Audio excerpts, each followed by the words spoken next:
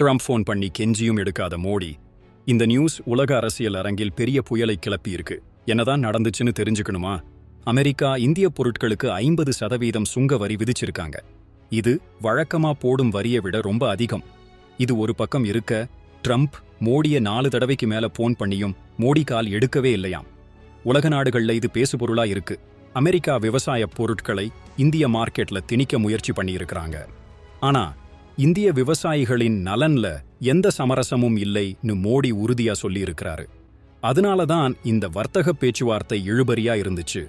இந்த வரி விதிப்பு நீண்ட காலம் தொடர வாய்ப்பு இருக்கிறதால இந்தியா இனி பொருளாதாரத்துல தற்சார்பு பாதையில போகும்னு சொல்லியிருக்கிறாங்க. இது யங் இந்தியாவோட ஒரு தைரியமான முடிவு. அமெரிக்கா இல்லாவிட்டால் வர்த்தகம் செய்ய முடியாதா? இந்த ஒரு கேள்விதான் இப்போ உலக நாடுகள்ல எதிரொலிக்குது. இந்தியா தன்னோட சுயபலத்தை நிரூபிக்க ஒரு புதிய பாதையை உருவாக்கிட்டு இருக்கு. இந்த முடிவை நீங்க எப்படி பார்க்கறீங்க? கமெண்ட்ல சொல்லுங்க.